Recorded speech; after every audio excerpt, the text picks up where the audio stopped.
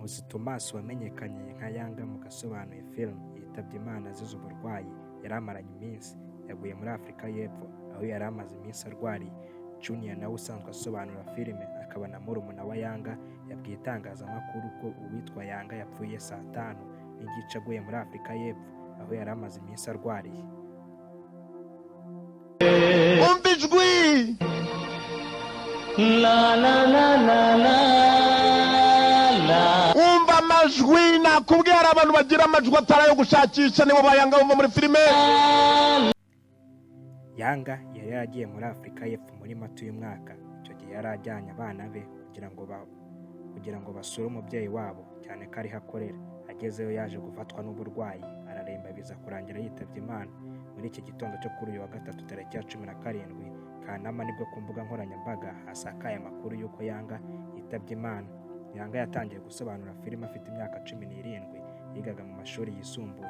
Mu kiganiro yigeze kujyana n'itangazamakuru yavuze ko byaturutse ku mateka ye kuko akiri umwana aho babaga muri Uganda bari baturanye n'abakora uyu mwuga wo gusobanura filime ariko mu rurimi rw'Ikigande. Agasobanuye byamuhaye amafaranga menshi ndetse bituma amenyekana kugeza ubwo muri 2012-2013 yaje kubihagarika kuko yabonaga isoko rya filime risobanuye mutangiye kugenda nabi. Muri 2018 Yanga yaje kugira uburwayi bukomeye, arwara ikibyimba ku gifu cyaje kumutera kanseri. Ubwo yari kwa muganga yaje kumenya ko uretse kuba arwaye ikibyimba ku gifu hari hamaze kugiramo na kanseri. Akimara kumenya ko arwaye gutyo yarihebye bikomeye, atangira gushaka abakozi b'Imana ngo bamusengere. Nyuma y'igihe arwaye kanseri yaje kuyikira nta muntu umubaza, ahita akomerezaho urugendo rwe rwo gushima Imana, atangira gukora ivugabutumwa. Kuva muri 2009 Yanga avuga ko yatangiye gukorera Uwiteka n'umutima we wose. Ibi byatumye abona itandukaniro hagati y'ubuzima yabagamo mbere n'ubwo yari abayemo muri iyi minsi. Uyu mugabo niwe wamenyekanishije amagambo akoreshwa n'ubu ngubu arimo nka type bikoreshwa ahanini muri filime nka acteur principal. Muri filime ze kandi yakundaga kuvugamo ahantu hitwa kwa Myasiro, aho ngaho naho ashaka kuvuga nko muri restaurant. Imikasiro akenshi ashaka kuvuga ibibazo. Umucango ni tekinike akenshi wabaga ari kurwana yabaga ari gukoresha muri filime. Akenshi yatangiza filime avuga ati karatangiye kanakomeza, yashaka gusaba abantu kuba maso kujya bakurikirana filime. Mu gihe cya Yanga uwaba yari akiri umwana kiriya gihe, uwaba atarakubiswe inkoni cyangwa se ngo yibe ibiceri by'umubyeyi we yaba atarigeze kubagana. Cyane abenshi bari batuye mu gace ka Kicukiro Centre, bibuka hariya muri Clodoro za Centre aho yakoreraga agasobanuye. Abenshi twabaga twicaye hasi kuko twari turi abana muri kiriya gihe dukurikiranye filime ziwe. Uyu mugabo yaduhaye ibyishimo pe. Mu yandi magambo yakundaga gukoresha avuga buri wese agahita yibuka Yanga ni nka kiradiha, nyakariro, umucango, akabono ku ntebe, amaso kuri ekra. Ahangaha yashaka kukubwira ati batayari kugira ngo utaza gucikwa na sinema. Aho kenshi yakundana gukoresha Boris, yashaka kuvuga nka Norris yabaga abonye nk'umukobwa muri filime. John Polly akenshi yakundaga kumukoresha nkaho ari nk'umuraperi, akenshi yabaga abonye nk'umuntu utangaje muri filime ariko witwaye mu buryo bwa gistar. Ahangaha yashaka kuvuga Jay Polly nawe wamaze kwitaba Imana, na Imana imuhuru kudashira. Yanga tubibutse ko yari yarashinze kampani yitwa The One Film Production, ku buryo filime yasobanuye byavugwa ko arizo muri The One. Nta handi hantu higeraga habarizwa filime nko muri The One kiragiye, cyane ko Yanga icyo gihe abo bari bahanganye ku isoko cyangwa se n'abasobanuraga filime kiragiye bari bakeya. Yanga yasobanuye filime nyinshi zitandukanye za action movie, ibihinde n'ibindi bitandukanye. Nyakoreya filime nyinshi za Jackie yigeze gukoraho, yakoze filime nyinshi zitandukanye. Akenshi hari zo twigeze tubona, aho uzibagirwa Yanga muri filime yitwa Pas de Retour Pas de Pardon cyangwa se La Shower ya filime ya Jackie, cyangwa se utwibagirwe muri filime kenshi twakunda kwita Kabutura cya Komando. Aya mazina kenshi niwe wayazanaga ariko ntabwo ariko filime zabaga zitwa. Akenshi niwe wayihimbiraga bikurikije binajyanye uko filime yabaga yibona. Mureke tugaruke ku rugendo rwa Yanga ariko nyuma yaho amaze gukirizwa akakira Yesu akava no mu gasobanuye. Ubundi Yanga yari abayeho gute icyo gihe, cyane yuko ataracyemera kwitwa Yanga yitwaga Nkusi Thomas. Ashaka ko Yanga rivaho bakajya bamwita Nkusi Thomas. Yesu yaravuze ngo byamarira iki umwana w'umuntu gutunga iby'isi byose ariko akabura ubugingo. Ntawabura gushidikanya yuko Yanga umunsi asezera agasobanuye yasigiye b'inshirungu cyane yuko yari umuntu wabikoze kera kandi akabikora kinyamwuga. Gusa yari asize hari abandi bamusimbuye. Nkusi Thomas Yanga wasigiye irungu abakunzi bagasobanuye bamukundaga bihebuje, yigeze kuganira n'ikinyamakuru kibwira ko yahisemo kwiyegurira Imana nyuma yo kumwigaragariza ubwo yari hafi yo ahitanwe n'ikibyimba cyaje mu nda kikazamo kanseri guhera umwaka wa 2018. Yanga yavuze ko yatangiye gusobanura filime mu 2000 ubwo yari afite imyaka 18. Imana ikamuha igikundiro kidasanzwe cyatumye benshi mu Rwanda babyirutse nyuma ya jenoside yakorewe Abatutsi mu 1994 n'abakuze bamukunda bihebuje. Yavuze ko The One Video Label yari kampani y'agasobanuye yiwe. Yanga yavuze ko muri aka kazi kamuhaye igikundiro yari afite impano idasanzwe yo kureba ikintu akamenya icyo ari cyo, kurema amagambo akayakuramo uburyo bumwe buzwi nko akayashyira mu bundi buryo. Ubwo bivuze ngo yabonaga amagambo we akaba yayahindura mu bundi buryo. Yabivuze muri aya magambo: nashoboraga kureba ikintu nkakiremamo ikindi, nashoboraga kurema amagambo nkayakora mu buryo wari uyazimo nkayazana muri filime kandi agafata indi ntera. Tuvuge nk'urugero udutafari, nabonaga kenshi abakobwa bambaye ubusa muri filime nkahita mvuga ati dore udutafari. Iyo uzwa amagambo uvuga aba akomeye ushobora kurema cyangwa ukangiza. Yanga wifuzaga ko ubu noneho kiriya gihe yamekanya nka Nkusi Thomas, apana gukomeza kumwita Yanga kubera ko yahinduye umukoresha akiyegurira undi ari we Mana y'ukuri yamukijije. Yazanye amagambo atandukanye: dutafari, muhuruturu, kiradiha, uruzingo rw'umwonjo, nyakariro, muryinyo, ihumetse, nyakwicwa n'ubururu, kwa myasiro, Oscar, Kadugara, Imikasiro, Sekidenderi n'ayandi.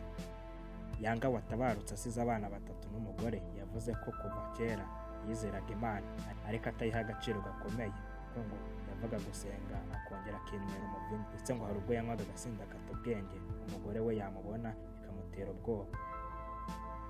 Yanga yavuze ko kureka agasobanuye ari isaha yari igeze, kuko ngo buri muntu wese agira igihe akava mu byara arimo akajya mu bindi. Yanga yavuze ko yagiye asengera mu nsengero nyinshi ariko ko nta rusengero yagiraga yabarizwagamo, icyo yashakaga cyari ugushaka Imana gusa. Yanga yanavuze ko igihe kimwe yagiye gusenga ahazwi nka Kanyarira ahuriraho n'abantu batungurwa no kuhamubona, gusa ngo we inyota yari afite niyo gushaka Imana, nta kindi cyamugenzaga. Gusa ngo nubwo yavaga gusengera aho hose yageragaho umubiri ukamuganza bikarangira yongeye kunywa inzoga zikamubata. Yanga yavuze ko ubwo ubuzima bwe bwari kunywa inzoga no gutwara imodoka rimwe na rimwe yasinze ariko ntakore impanuka yababayemo kugeza muri 2018 ubwo yarwaraga uburwayi bwamuzengereje cyane ubwo yari kubaka imwe mu nzu afite hano mu Rwanda. Yanga yavuze ko ubu burwayi bwamufataga akumva arimo gushya cyane mu nda, gusa ngo yaje kujya ku bitaro bimwe bamuha ibinini yanywaga ahagatuza, ariko yakongera kunywa inzoga akongera hakamurya. Mu ntangiriro za 2019 nibwo Yanga yagiye kwa muganga bamupimye basanga amaraso arimo kumushira mu mubiri, ndetse ngo yasigaranye make cyane ku buryo muganga wamupimye yagize ubwoba ko yari gutwara imodoka yagera mu muhanda akagagara, bikaba byamuviramo kuba yakora impanuka agahita apfa. Yagize ati muri Mutarama 2019 noneho byafashe indi ntera, numva noneho nsa n'umfite ikibuye mu gatuza, njya kwa muganga kuri Legacy kuri 15. Muganga ambwira ko mfite amaraso make cyane, arambwira ngo njye Faisal banyongerera amaraso.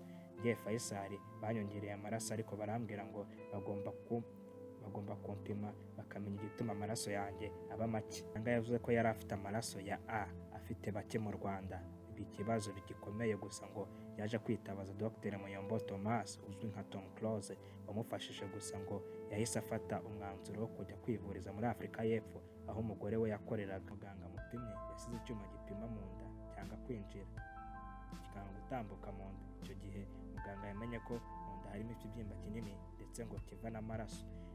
Yanga yavuze ko bamubwiye ko iki kibyimba gishobora kuba kirimo na kanseri ndetse kitari kubagwa kuko kanseri yo kwita ifata umubiri wose. Ageze muri Afurika y'Epfo bamuhaye imiti. Akenshi abarwayi ba kanseri yagombaga gufata ibinini 3 ku munsi akabona kubagwa, gusa ngo yatangiye kuremba kubera iyi ngaruka y'iyi miti, cyane ko bamubwiraga ko agomba kubagwa. Yanga yabwiwe ko kubagwa kwe kurokoka abantu bake. Yatangiye kwiyumvamo ko ashobora gupfa, atangira gushaka abantu bamusengera, ashaka kujya muri Nigeria kureba umuhanuzi ukomeye muri Nigeria, TB Joshua. Uyu nguyu abenshi muramuzi, ariko ngo umuvandimwe w'ubugingo Bona uzwi nka Junior Giti nawe usobanura filime amusaba ko banyura ku wundi witwa Mukandiwa wo muri Zimbabwe. Yanga yavuze ko yahisemo kuza mu Rwanda kuhashaka visa imugeza muri Nigeria kugira ngo ahure na TB Joshua, ariko ngo Imana yahise itangira kumubonekera. Yanga yavuze ko icyo gihe icyo Pastor Kayanja yakoze ari ukumukora mu gatuza ati genda urakize. Thomas cyangwa Yanga yavuze ko yasubiye muri Afurika y'Epfo. Yavuze ko amaze kugerayo yabwiye undi muganga ko atashaka ko wa mbere yakongera kumuvura, abwira muganga ko atazongera gufata ya miti yafataga. Uyu muganga ngo yamubwiye ko uwo mwanzuro yafashe atari mwiza ndetse ko icyamuviramo ari ugupfa. Yanga yavuze ko abaganga bamufashe ibipimo basanga kanseri ye yarakize. Byabaye hagati y'ukwezi kwa karindwi n'ukwezi kwa munani mu mwaka wa 2017, ndetse ngo abaganga bamubwiye ko iyo kanseri yayikize ahubwo arwaye igifu. Yanga wari usanzwe atuye mu karere ka Bugesera yavuze ko nyuma y'ibyo byose byamubayeho yafashe umwanzuro w'uko atazigera na rimwe atenguha Imana yamukijije, ndetse yibutsa abantu ko ururimi rw'umuntu rurimo agakiza cyangwa urupfu, ariyo mpamvu urukoresha neza abona imbuto y'umugisha ituruka kuri rwo. Ahangaha rero niyo kino kiganiro yagiranye n'ikinyamakuru kimwe hano mu Rwanda cyarangiriye. Nagira ngo tugaruke ku rugendo rwa nyuma rwa Yanga hano mu Rwanda nyuma y'agasobanuye aho yakiriye Yesu Kristo nk'umwami n'umukiza, ariko nanone akaza gukira kanseri Imana imukijije. Ese hashobora kwibazwa ese kanseri koko yarakize cyangwa ntiyakize? Ariko Imana ishobora byose niko tubyemera. Ubu ngubu Yanga rero ntakibarizwa ku isi y'abazima, cyane ko yaguye muri South Africa aho yari yagiye kwivuriza. Aho yari yatwaye abana guhura na mama wabo, ariko bikarangira nawe ahuriyeho n'indwara bikarangira imuhitanye. Imana imuha ibiruhuko bidashira. Nansorera ikiganiro cy'uyu munsi, reka ngushimire wowe twabanye kuva ku ntangiriro kugera ku musozo w'iki kiganiro. Imana iguhe umugisha. Njye waguteguriye kino kiganiro nkakikugezaho nitwa Muhire Thierry. Imana ibane nawe. Ciao ciao.